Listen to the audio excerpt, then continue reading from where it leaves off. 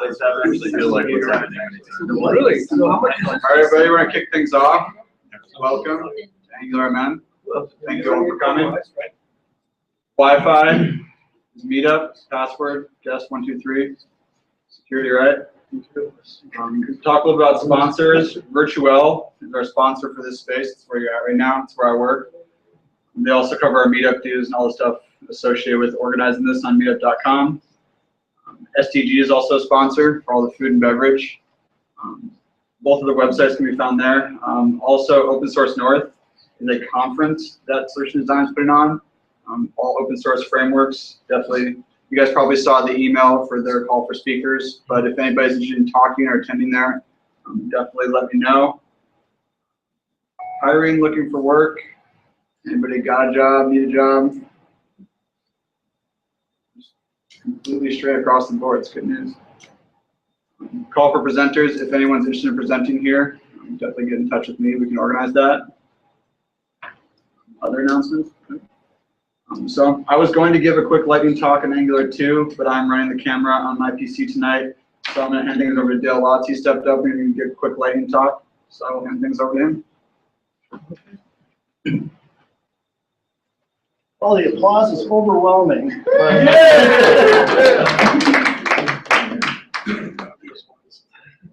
Oh, it must have been on the just figure out how to monetize it. All right, exactly. Very possible. So what am I going to tell you about today? Well, you may remember a few months back.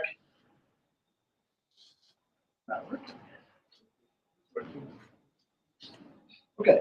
You may remember a few months back, I talked about a site that I built in like 11 hours or 11 days, sorry. Telling fishtails now here. But so I spent about 11 days building this site, RE broker list, and the idea behind this site is to be able to find brokers if you're a real estate agent or and you want to go work for a broker. So that's the purpose of it. I've got about 777 brokers listed on here right now. And the problem that I had is I don't really know anything about SEO.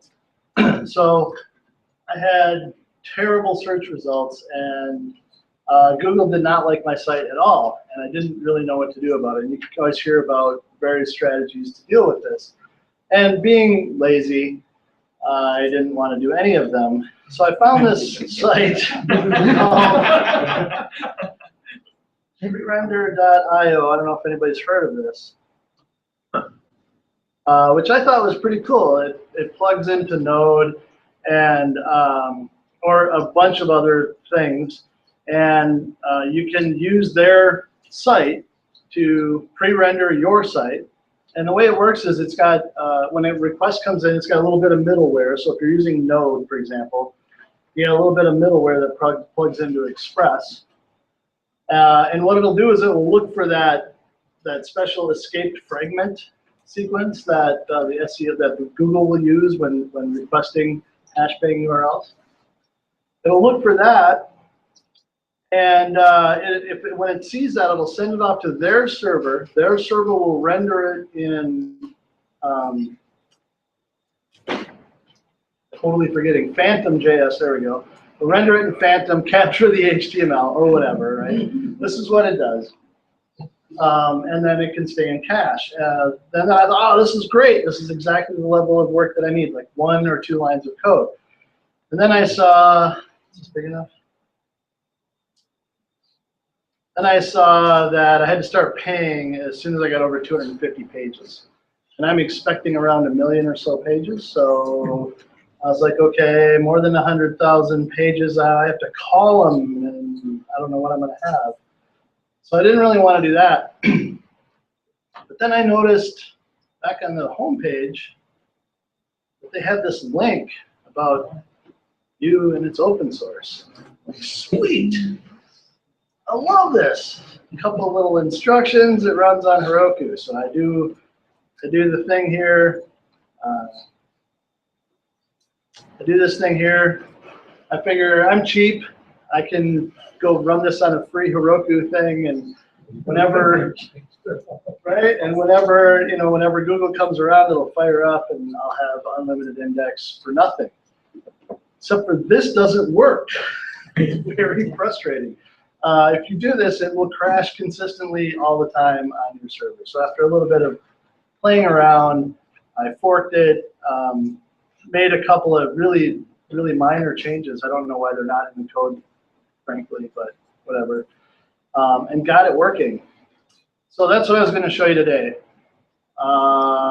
So first, that's running localhost. So this is my site.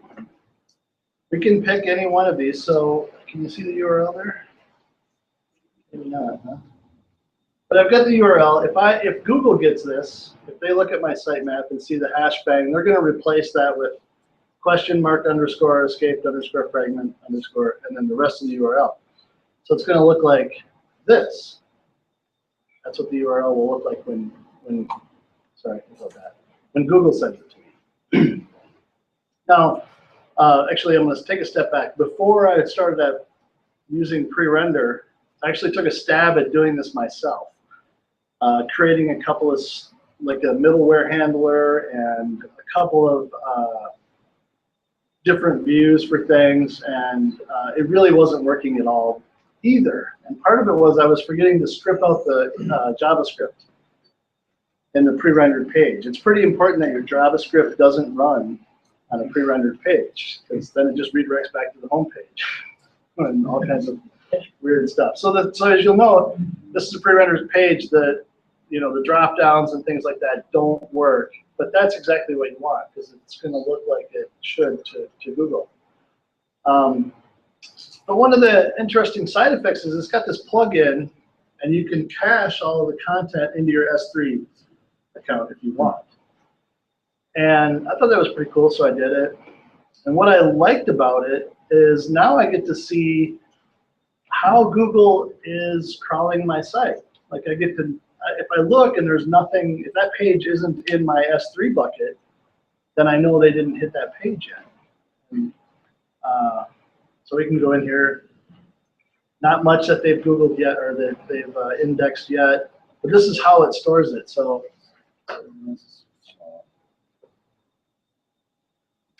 it'll store it.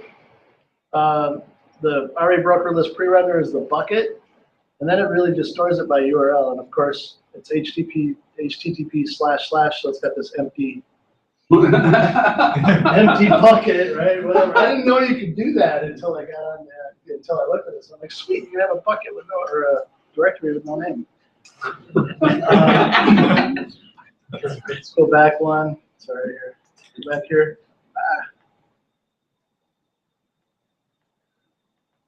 Okay, so obviously, depending on how somebody hits the site or the crawler hits the site, it'll have a different URL.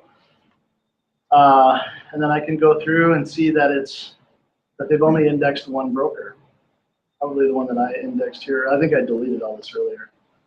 But then there's the raw HTML for the broker that I want, or for whatever you have in your cache, whatever's pre-rendered.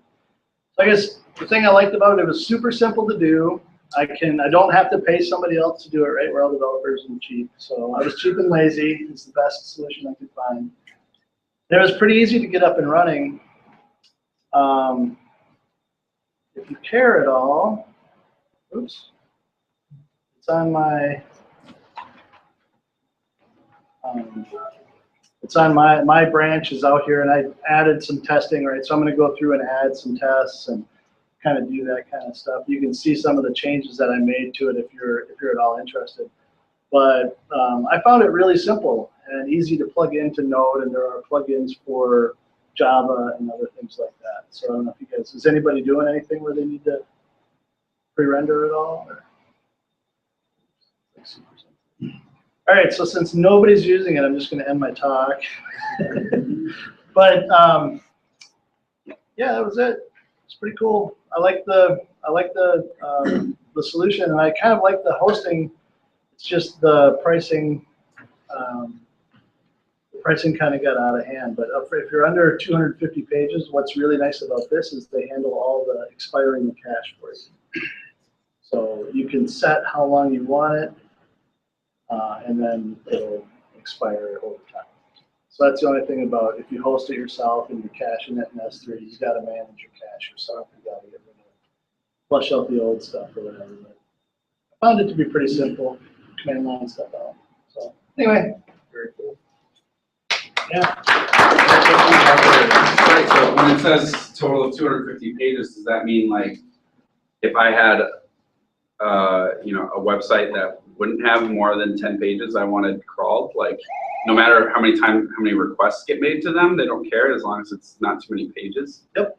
Cool. Yeah, so as long as it's less than 250 But pages. since you're having many hundreds of brokers get indexed and that's part of how you get found, yep, then that's important. Yep. Cool. So I'm not as up to speed on the state of search engine browsing of Angular apps. Is this just a temporary thing? I thought they were doing browser JavaScript rendering and navigation, or they were working on it. Yeah, they do. They are running your JavaScript, kind of. But where I ran, because I don't need to do anything, right? Because that was exactly the right level of work for me. 0. I was like, 0 work, sweet. But then, so let's see here. I've got this crazy. Oh, I don't remember the sitemap URL, and it's some crazy thing. Sitemap time. It's not. I don't know. I was being fancy for some reason. The webmaster. Now you guys know all the shows that I taught too, I guess. So in broker list, you can find sitemap. So this is what I ran into is. Takes a second because the servers renders this live. The URLs that I created have the hashbang in them, so they're all like this, right? And if I grab this and go over here to say fetch as Google, right? Grab just the end part.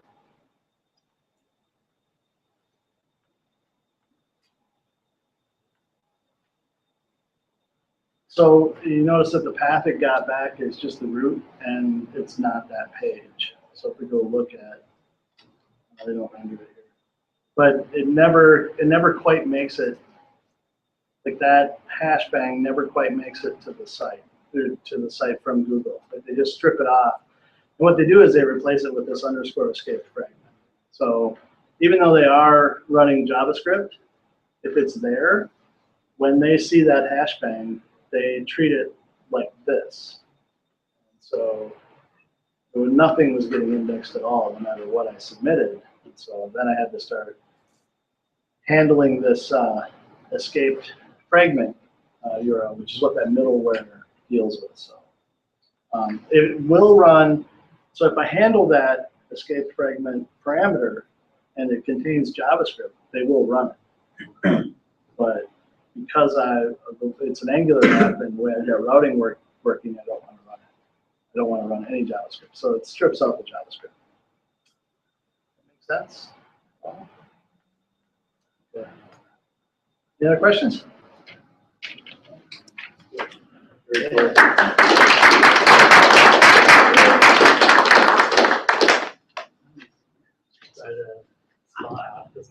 One page.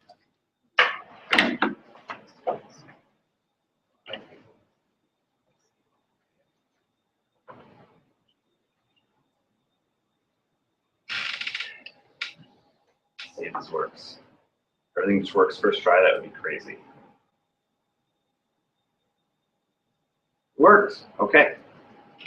All right. So how many people here were at the last time I gave a very similar talk last year? So it was like July.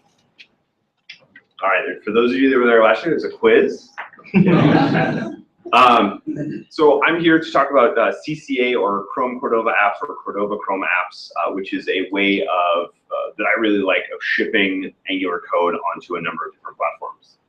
So a little bit about myself. So I'm Stephen Fluin. I'm actually just joined the team at Trello as a developer advocate. So I'm excited to start there. So if you guys are doing any sort of integrations with Trello, let me know. Or if you're interested in talking about that, that's my job now. I get paid to do that, which is kind of cool.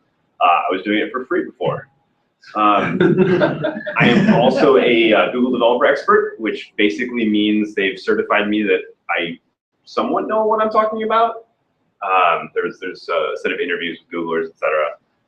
It's this network that they have of people that kind of go out and talk on behalf of these technologies and be experts. But I have the added benefit of being able to be as critical of them as I want and say when they suck and call them out on it. There's no requirements, there's no review process, etc.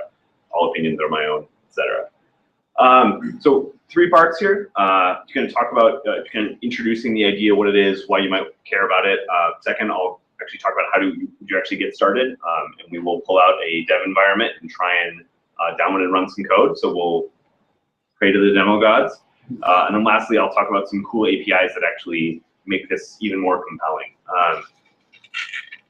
I tweeted out a link to these slides if anyone's looking for them.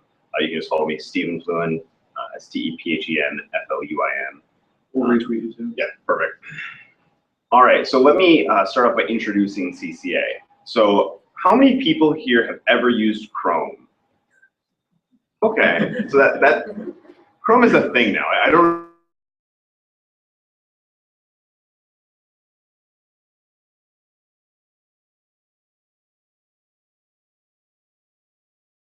that was ever made.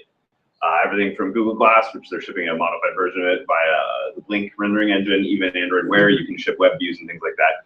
So they've executed this really sneaky strategy of building the web as a platform into every device that they touch, which is kind of an exciting thing if you compare that to in ago when targeting a specific browser was a big nightmare. There was no standards, and it was basically a battle to say, okay, I'm going to give up this 18 or 70% market share if I drop the latest version of IE, or everyone's got the latest version of IE. What do I want to do about that? So Chrome is a platform, and the web is a platform. It's kind of arrived, and it's going to keep arriving for the next 10 to 20 years, I expect. Then what Google did is actually built on top of the Chrome engine platform this idea of a Chrome app. So a Chrome app is a set of code that is shipped and lives locally on a client. So in Chrome, that is using HTML5. There are now kind of ways of getting it onto mobile, which is part of what I'm here to talk about.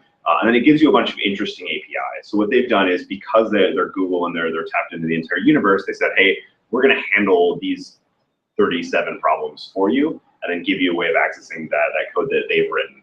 And then I talk about the increasingly useful store of the Chrome Web Store. If anyone's, who here's used the Chrome Web Store before? As a user, or as someone as a user. So I'm always surprised by that, because when it came out, I was probably one of the biggest skeptics. I was like, the Chrome Web Store, this is terrible. So I put together a short, brief timeline here. So you had December 2010. All there was wrappers, right? So if you went to the YouTube app in the Chrome Web Store, it wasn't actually YouTube. It was someone else had built a YouTube app, put it in the Chrome Web Store, and said, I'm YouTube, download my app, and I'm going to put ads on top of everything you do. Isn't that great? But if you flash forward to around September of 2014, things had evolved to a point where it's actually a real modern app development and distribution platform, right? There are people that actually make money by shipping Chrome apps, and probably everyone here has Chrome app installed that's giving them some level of functionality that they wouldn't have been able to get through pure web standards yet, although I think that's changing. And then in April of this year, they actually had a really interesting launch of Arc Welder. It's still in beta, but it's a way of taking Android binaries and running them in Chrome, which is a really cool idea. So the creators of Evernote, for example, they built their Evernote Android app, they built their Evernote iOS app, and then they took their Android app, and now it's available for iOS or Windows, Mac, Linux, basically via Chrome. So if you haven't used the Chrome Web Store, take a look at the apps section. It keeps getting more powerful, and people are actually starting to look here for quality apps. I mean, the front page is covered in real things. The terrible wrappers are almost entirely gone. So one of my interests is really mobile. So the statistic that I always throw out there is about 70% of Facebook usage is now on mobile. And I kind of use that as an indicator of what global mobile usage is for any website given a well-optimized experience, right? Most websites, applications out there are getting far less than 70% mobile usage, but it's a little bit of a self-fulfilling prophecy where if you're not building and targeting and taking care of your mobile users, people aren't going to want to use your app, right? So if you're doing everything right, you're probably going to see about 30% desktop and then 70% mobile, unless you're doing some weird desktop use case that we haven't figured out on mobile yet, like AutoCAD, things like that. But someday that'll be on mobile. Throughout the presentation, I've got these little NPM installs. So I'm sure anyone here not know how to use NPM. All right.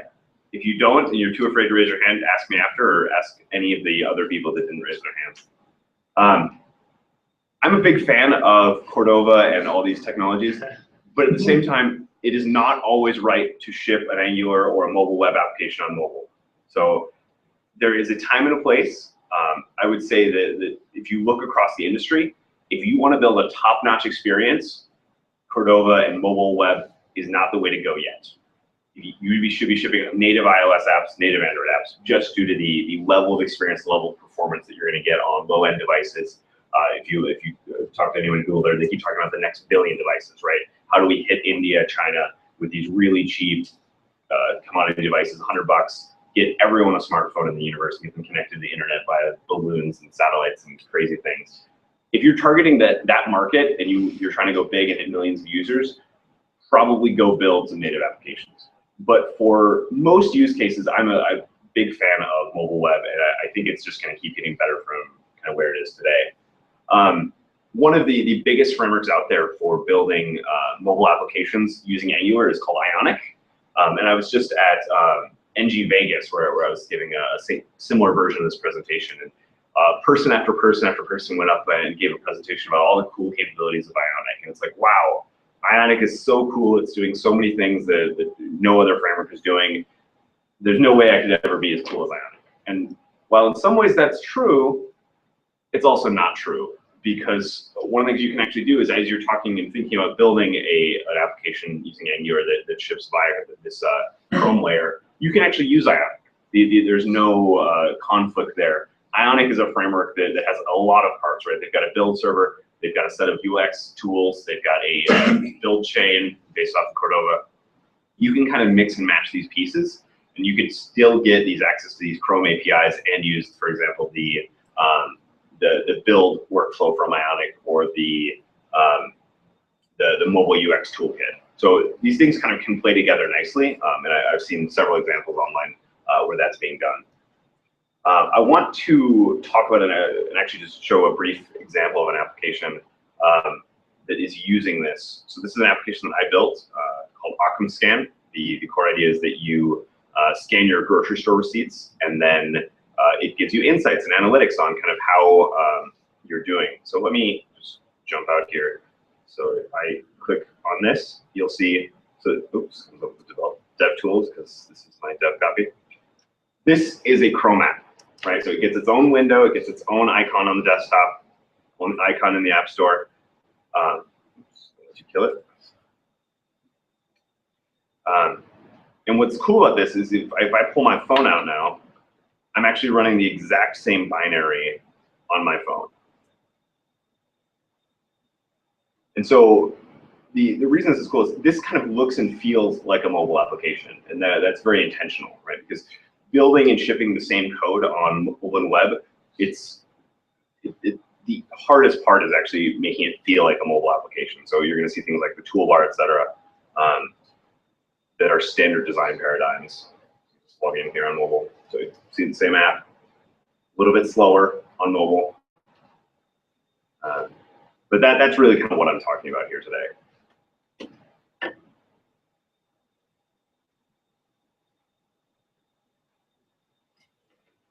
One of the things that is making this possible is crosswalk. How many people here have heard of crosswalk? Okay, one. So the idea behind crosswalk is if you are trying to ship any sort of mobile web onto mobile, you are going to be running into a bunch of really weird edge cases. Namely, HTC browsers before 2015 were completely different They implemented the box model differently. They implemented CSS differently. For some reason, the engineers at HTC said, yeah, we don't like that standard Android browser. We're going to ship our own, which is the most annoying thing ever if you're doing any sort of standards-based web development. But then Intel actually came up with a project that said, hey, we've gotten WebKit, we've got Blink, we've got this rendering engine so small, so efficient. What if we just ship that and include it in your binary? And so actually, if you're using the CCA toolchain, by default, it's actually going to compile and ship with a version of WebKit or with Blink, which is kind of exciting because then you know exactly the rendering engine, exactly the quirks in your HTML. They're going to be going out into your devices without you having to worry about it. So that's fantastic. And then if you're targeting Chrome apps, the other side of things for desktop, you already know what version your users are running. There's only kind of a band of up to 3 versions that they're doing in the dev beta and public channels at any given time. All right, you guys ready to get into some examples of how you might actually do this? Yes. So I've put together a few bit.lys to try and help things out. This is one of the best websites out there. So I call it bit.ly CCA Rocks. This basically just gives you a set of code samples, such as the standard to-do list. But I'll actually try and make it even easier than doing that. So this story has a hero. His name is the Chrome Dev Editor. So I was talking about this idea of Chrome apps, which are basically just HTML5 based applications that ship and run locally. The Chrome Dev Editor is a Chrome app that is a development environment. And so I'll actually get into an example. I'll use it a little bit later when we try and pull down some code and run it. So the Chrome Dev Editor is a fantastic tool set. And it actually, one of the things it can do is if you run an app on your phone, you can write and build code in your dev environment and hit play, and it will automatically transfer. It'll spin up a server, run it, and then transfer the app over to your phone and render it locally. So that app dev tool, one of the weird things you have to do is you actually have to install it directly from APK. So it is not a public app store tool yet. It's really designed for developers. But once again, in the presentation, I've got a link that you just click on that and then download the APK, and it runs and works, and then it gives you the IP address, and you just plug that IP address and say ship to this device. So you don't have to deal with any of the standard Android hassles of ADB and things like that. So I already talked about how it's a Chrome app. So now when you think about what's different about building a Chrome app using Angular. So the first thing is a lot of the Angular sample code, et cetera, uses content delivery networks. With Chrome apps, you cannot use a content delivery network. So it's for security reasons. So everything has to be local. So you're going to be including your Angular, any modules you're going to be using. Same thing if you're trying to ship with Angular 2. You have to be packaging, downloading a version, choosing one, such as with the tool set like Bower. Bower works perfectly. I use that in several of my projects, NPM for others. All those standard tool sets work, but you have to include those things locally. So there was a hero, so now there has to be a villain as well. And that villain is the content security policy, so otherwise known as the CSP. So this is a set of standards from the W3C body that defines what sort of things you can and cannot do with a Chrome app. And so what they've done is they've defined a safe subset of the kind of HTML5 set of specs that don't hurt users. So the first thing, you can't link between pages, which is weird, but if you're using Angular, it's not really a problem anyway, right? You're using a UI router, or you're using some sort of custom view routes that should be taking care of that for you. Second, you can't load any resources from HTML. So what that means is you can't inject a script tag, for example. So a lot of JavaScript libraries, if you use Firebase or anything like that, those are all trying to inject a script tag or run a script tag locally that then goes and gets additional resources. You can't do that. And then lastly, it actually enforces that you have to separate all of your HTML and JavaScript. So sometimes when we get lazy, we just start inlining stuff, weird little controllers, at least for small projects. I probably notorious for that. This completely disallows that. It says, hey, it's more secure if you separate those things, because then we can actually run the JavaScript in a completely separate kind of environment and control how it interacts with the DOM a little bit more carefully. So there's a couple things you have to do to get around this. So one of the weird things, so oftentimes, for example, that example app I showed you, we want to load a user's profile image from a third-party network. So if you have social integration, you want to show their image and show all their friends and things like that. So you can't just throw an image tag with pointers to the internet. You actually have to use an XHR to go and get that image, load it into a local blob, and then set the source. So it's a little bit of code, but not too much that it's too hard to get around. The other thing that is nice is that Angular actually has content security policy support built in. So what will happen is if you use the directive ng-csp in your HTML tag, it will automatically switch how it renders a lot of components. So internal to Angular, there are several basically eval statements, which from a security policy are no-nos. And if you set the ng-csp flag, it will turn all those off and kind of parse things more manually so that you avoid the security problems. But then it's like string parsing gets about 10% slower. So it's not too much of a trade-off. I've never been bottlenecked by string parsing, but if you are, this could be a problem for you. The other last thing is that if you, all of these things, all of these rules, the content security policy, are only there for your Chrome app, but you can also create a little sandbox. You can create a safe space in your application that's allowed to do anything it wants. So for example, when I do Firebase, because there's still some outstanding bugs with the content security policy with Firebase, you can run it in an iframe in a part of your application and be doing whatever you want. So I built a little Tetris game that synchronizes state with Firebase, and I'm running that in an iframe using Angular just fine. But the thing that you give up if you're going to do that is that you're giving up access to all of the Chrome APIs. So that part of your application that's in the sandbox actually has to be separated from any identification or authentication or push messaging, any sort of those API or integrations.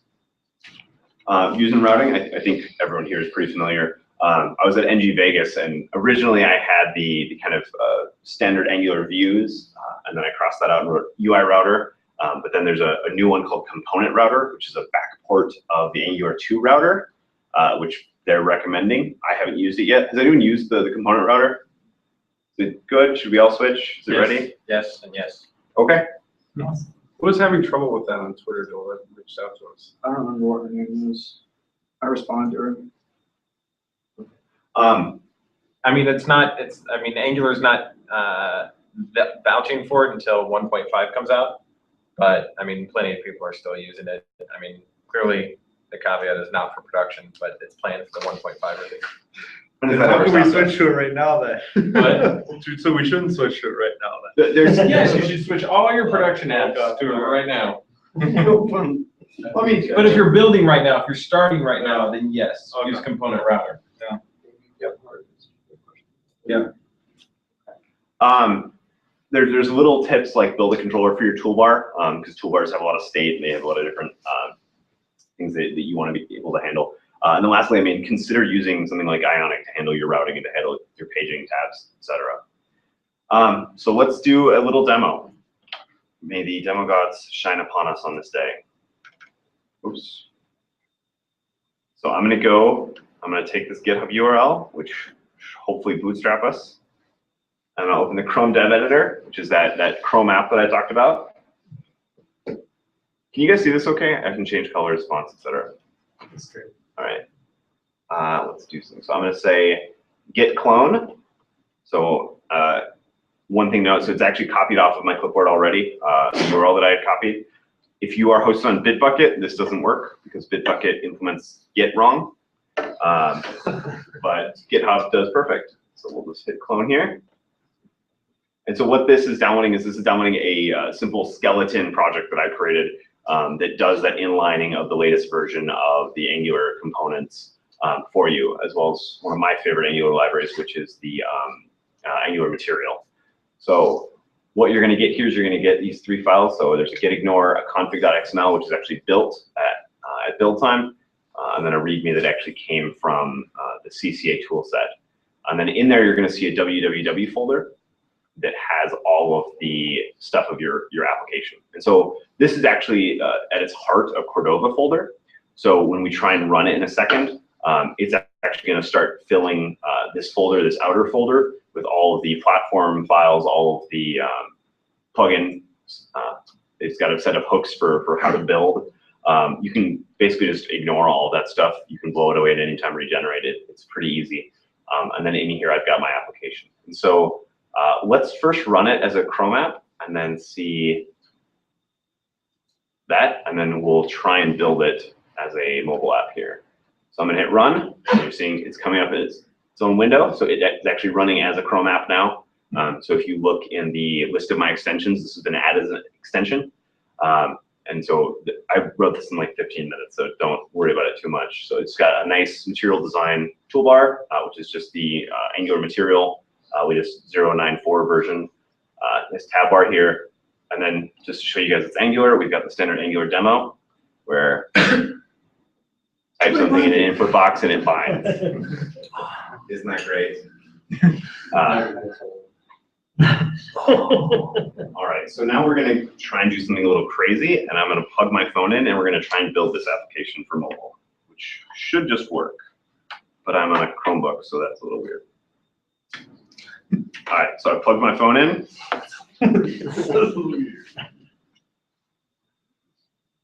Oops, don't look at my files. All right, so we're going so in my workspace, you've got that Git folder I checked out, so CCA Angular Bootstrap. You can see those files, and now I've already, I ran about 2 hours ago, I ran CCA or npm install -g CCA, and now I just type CCA run Android. And so what it's actually doing is it's going and downloading all of the Cordova plugins that I might need based on my application, based on my manifest, based on what I'm using. This will set up a, it will customize your installation of Android, but you have to have the Android SDK installed to do Android, just like you have to have Xcode installed in order to do iOS deployments. So we're going to let this download and run, and we'll come back to that in a minute.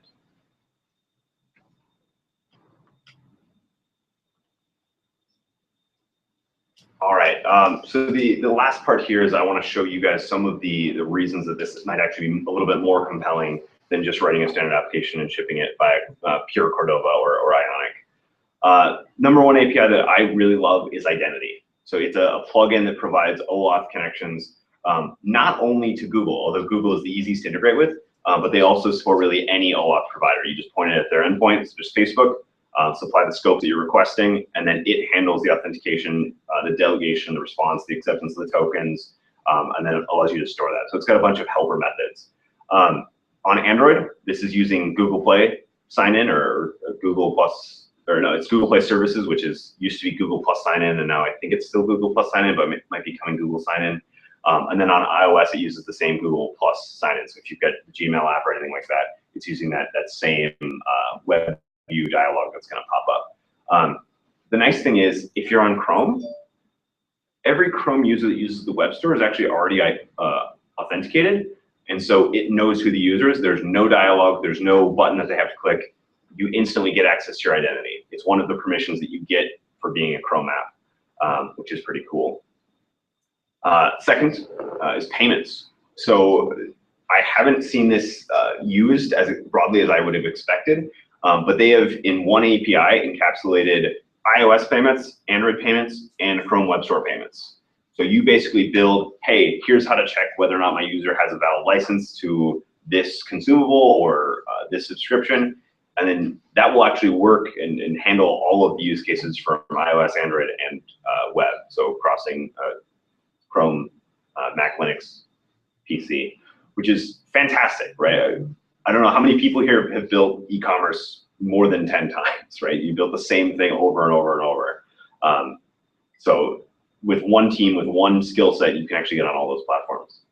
And then the third kind of most important API, although this is somewhat mitigated by the recent improvements to Chrome. So they just launched push notifications for Chrome.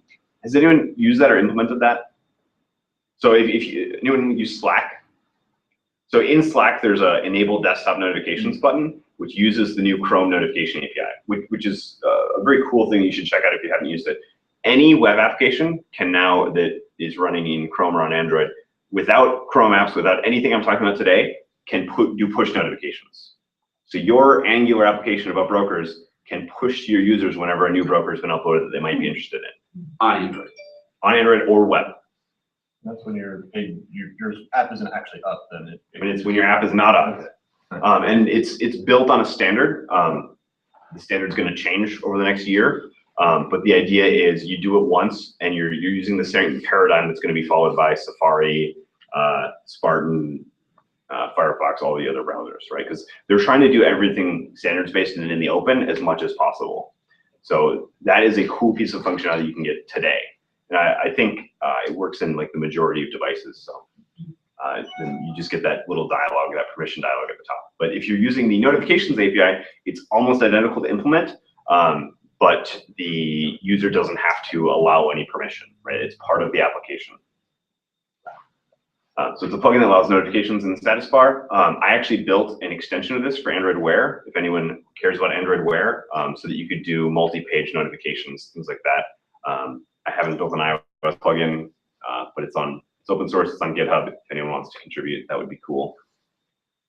But there's also a bunch of other APIs that I didn't have time to get into. So you can set alarms. So basically, which is another kind of thing that's violating the traditional paradigm of the web, is you can say, hey, my application needs to wake up at 10 p.m. And then you actually get access to your entire Angular application, right? You can do your UI routing, you can do whatever, and then decide whether or not I want to render something to the screen. You get access to the file system. So you saw that Chrome app was dumping things into my downloads folder. You can do that too. Google Cloud Messaging, there's an internationalization library. So if anyone is trying to hit that next billion users, you can do that in as many languages as you want. You can actually check idle state of the phone. So you can try and do things when the user's not busy. You can check power, whether or not they're plugged into battery, charging, etc. Obviously sockets. So not just web sockets, you can actually get full TCP/IP sockets now. Via Chrome apps, there's a storage API. So Chrome and Google want to sync all of your things, and you can actually just say, yes, go ahead and sync my objects. So what that means is if you create a service, for example, an Angular service or a local storage wrapper, however you want to do that, you can actually use chrome.storage.sync, I think it's called. And when you put objects in there, that should automatically be propagated to all of the other devices of that user, right? So if I do have this Chrome app installed on my work computer and on my personal computer, it'll actually sync content between those, which is very cool. Audio capture, video capture, some of the things that are still not standardized or harder in pure web standards, they've built APIs around those. And then the last section here before we double check on our build process, Angular 2. So Angular 2, when we were out in Vegas, it wasn't working. They had recently broken it so that the CSP was violated. So they were using a bunch of literal eval statements in their code for Angular 2. But I filed a bug and Mishko fixed it like 2 days ago. So I haven't had time to update the presentation or even try it yet. But when Mishko says it's better, it's probably better. We'll end up seeing. All right, so let's check back here at the build status. Whoops.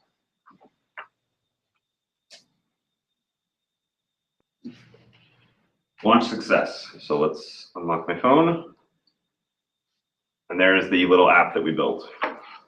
So it only took 33 seconds of build. So I downloaded the dependencies and then 33 seconds started and then it built and deployed to my phone. So this has the exact same functionality. You've got material design, so you've got animations, you've got the little ink blurs, and then if I type Joel again, welcome Joel.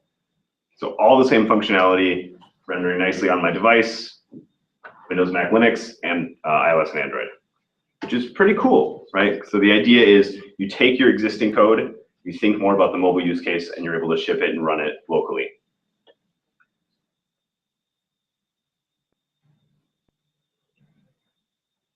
That was it.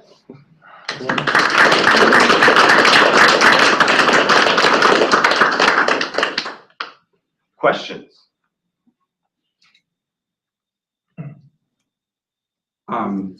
I'm thinking about writing an Ionic app by thinking I've started it, but I haven't done a lot with it yet.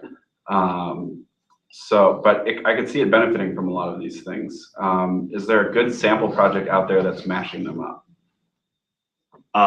Is there a good sample project? No. Okay. There are several sample projects, but at least personally, I don't like how they're doing it. Yeah, I mean, what I would say is just use 90% of the Ionic tutorials out there and build an Ionic application. And then the second you want to start using one of those cool APIs, like identity, do that, and then just use the alternate build toolchain. So instead of building it with Ionic, I would build it with this. Yeah, so instead of Ionic, pretty much take all my same code. Yeah, exactly. So instead of Ionic Android run, type CCA Android run. Cool. And it should take all of the plugins you have installed, add the necessary Google plugins, and build it and run it. That's a good bare minimum for the lazy and cheap, which is also me. I have 2 questions. One, that came in late. So what is the URL for this framework? And then second, is there any sort of ability to push code to the Apple Watch kit, the SDK? Not yet. I don't. So I was the first person to build the Android Wear integration. So I don't think that the team at Google. So I actually have nothing to do with this framework. Just to, that wasn't clear. I didn't build it. I just use it, and it makes me more of an effective developer because of that. So I'm a fan. It was started by a team at Google in like Toronto in January of 2014. But yeah, I was the person that built the Android Wear extension. It was like 8 lines of code, right? It just adds second pages to your notifications or pagination. So it probably, depending on your use case, may or may not be difficult to do Android Wear applications or Apple Watch applications. I mean, how much do you know about Apple Watch applications? Because they're not actually here yet, right? We're expecting them at WWDC to give us real applications. There's 3,000 applications on the market right now. Yeah, but everything is still run on the phone. It's run through the phone, but the view is sort of the watch itself. But Yep. there's a SDK out there. Yep. Yeah. Just talking about gotchas for apps that you're saying, like there's use cases where this is just the square peg in the round hole. Do you have an example of something that you tried to use this workflow for and then just didn't work out with the particular task or thing you're trying to accomplish? Sure. I don't think we got that far down any rabbit holes. But for example, Chrome has a Bluetooth API. So you can actually write apps that interact with Bluetooth devices in JavaScript, in HTML. Don't try that on mobile. You're never going to achieve the same use cases for Bluetooth because the iOS and the Android Bluetooth stacks are so different. They're trying to have a common framework just abstracts you away from actually being able to do what you want to do.